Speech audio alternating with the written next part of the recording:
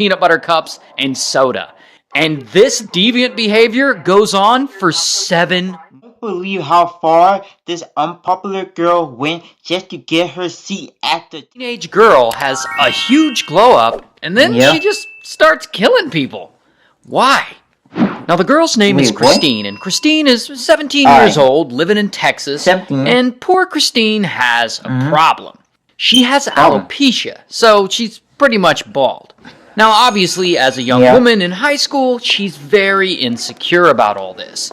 And even though she wears wigs to school and stuff, not mine, but I can't not be mad about her. Not mad, but laugh.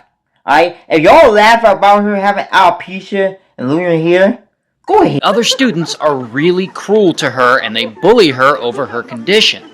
Then, one day, in 2002, her whole life changes. Because she meets these 2 girls, Rachel and Tiffany. And Rachel and Tiffany are 2 of the prettiest and most popular girls in the school.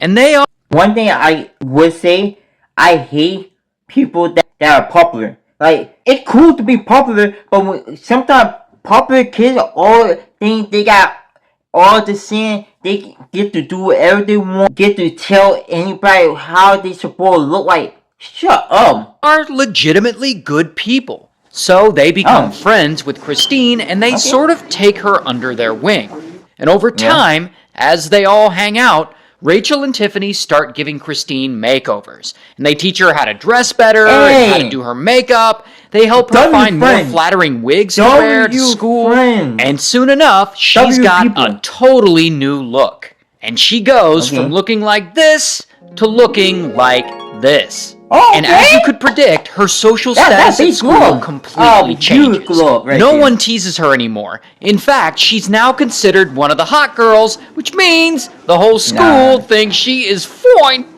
So, But they don't know that's the same unpopular girl that y'all been laughing at. She did change.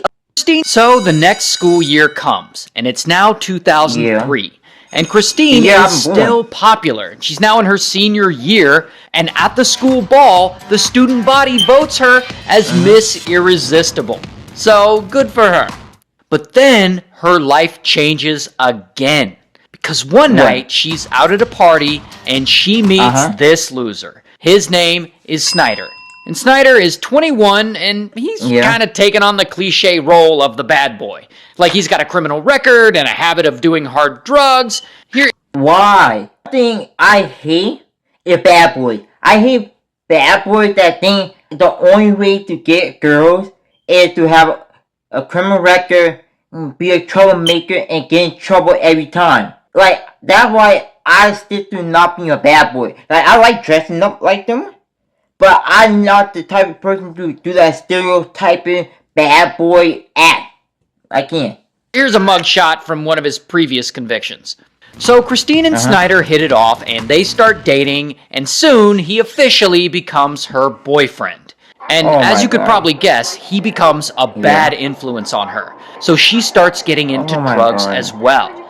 And these 2 form this shitty, toxic relationship. Like, Snyder is all pushy and aggressive with her, and Christine is all jealous and insecure because of, her past. And if Snyder looks at another woman, she'll, hit him. So he nicknames her... I hate girls like that. Girls who get jealous of me just for looking at another girl. Even if I call the girl, and the girl not even a stranger, the girl really can be like my mom, my sis, my aunt, grandma, or I get yelled at someone, hey, you cheat on me? You speaking enough? Like, shut the fuck up! Stop being insecure! At that point, he could have been leave her. Sometimes, after they get into a big fight, Christine will hang around on Snyder's front yard, yelling and screaming, threatening to kill his whole family and You're doing too much. Way too much right there. Whatnot. Or she'll try to break into his house by rattling the screen door. And when all that doesn't work, instead of just going home like a normal person, sometimes she'll sleep on Snyder's front lawn. So yeah, it's safe to say that these 2 are really bad for each other. Now, at some... What's the reason for y'all to get together and y'all gonna act like this? If y'all gonna act this toxic, build up, critical relationship, where y'all don't find the end point of y'all relationship, then y'all should never got together in the first place. So y'all spend literally all the money y'all, almost all the money y'all need for rent, bills, and anything else. That isn't important because y'all addicted to drugs. Oh my god, how slow y'all gotta be. See, once you get hooked to drugs, you just start falling in the dumbest downfall ever. Starts thinking that her old friends, Tiffany and Rachel, probably have access to some money. And also to some drugs, because apparently Tiffany's boyfriend and other friend are drug dealers. So that summer, Christine and Snyder come up with a plan to go to Tiffany's house and steal any money and any drugs that she or Rachel may have there. Tiffany, you've been a good, sweet girl. Ever since you got with this crook, you started acting literally like a crook. You started acting more like a bad girl than a nice girl. I want the nice girl Tiffany was alright, but the bad girl Tiffany, hey, the bad girl Tiffany can go to jail. You get her. So Christine and Rachel break off and they go hang out in another room in another part of the house, while Snyder stays in the living room with Tiffany and the other two guys. When suddenly, so basically, Tiffany gonna set them on gunpoint while the boyfriend hang with the other people, so the other people know what's going on. Snyder pulls out a gun and he points it at the other three. Right then, Christine and Rachel come back to the living room and they see Snyder holding everyone at gunpoint.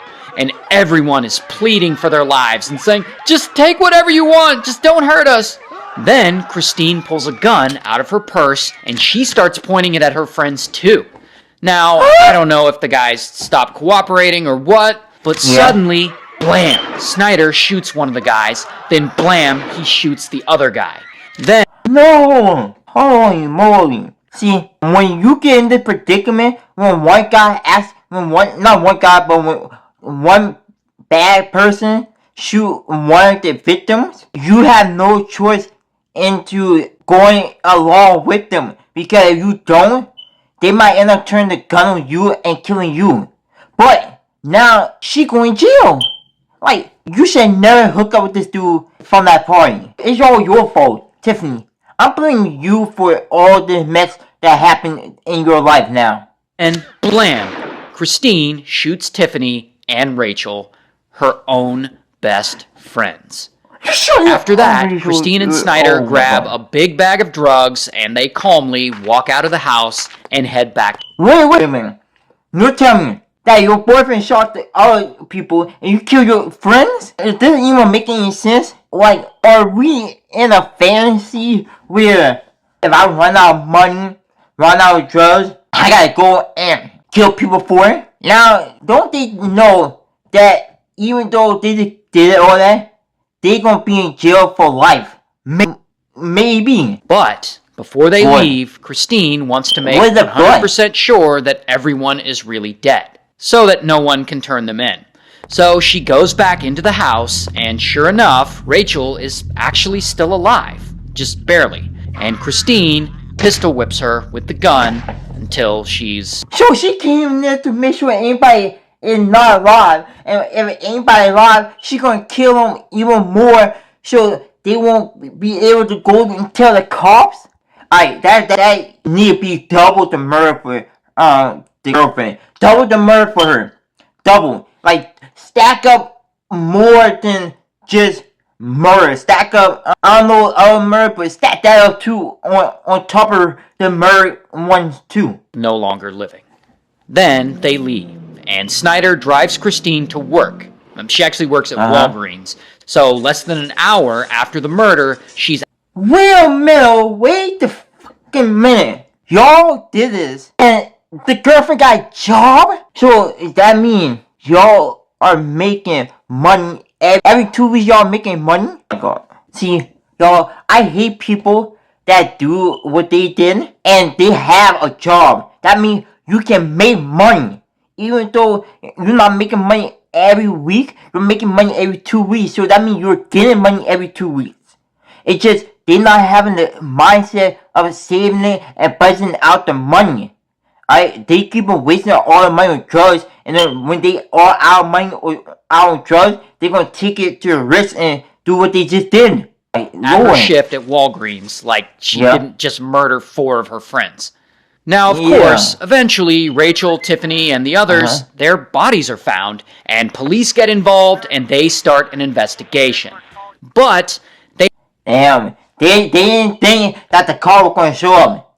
Like, y'all need to understand, once you do a murder, don't expect the cop to not show up. Don't just say, oh, I'll kill this person, and not get caught, or not have no investigation, no cop coming to, they gonna come. We have no idea who could have done this. They have 0 leads, 0 suspects, and eventually the case goes cold. Don't tell me y'all. And so some time passes, and it's now 2004. And by this point, Christine and Snyder have long broken up, and they've both gone their separate ways. So Snyder is actually now in jail for Grand Theft Auto. Here's his mugshot.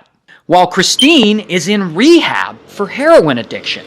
And while she's in rehab, she ends up confessing and talking about the murders to some random guy friend. She could actually get away with this. She could get away with this.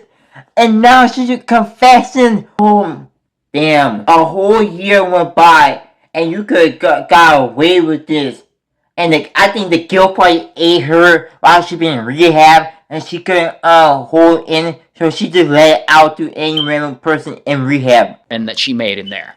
I guess she just wanted to get all that off her chest. Not only that, but she also meets another guy in rehab. And those two hit it off and they start dating. Here is a picture of the two of them. And about a year later, in 2005, once they're both clean, they get married and they start living a normal life. But then, one night, something unexpected happens. Christine and her husband are at home watching TV, and a news story comes on talking about the murders from 2 years before, the murders that she helped commit. Not only that, but the news segment No, don't tell me the news segment actually says something about her and her ex committing that crime. Now the news say that he definitely leaving her. He leaving her. Features 2 police sketches of a male and a female suspect. And so Christine starts freaking out like, oh shit, they know what I look like. And she starts confessing everything to her husband about how she and her ex ambushed her best friends from high school and murdered them and how they got away with it. And so instead of turning Christine in, they decide to go on the run and they flee. Christine, how did you trick these guys into doing things for you? First guy tricked you into doing what you did, and now you got somebody else helping you leave the state. Maybe, probably leave the country.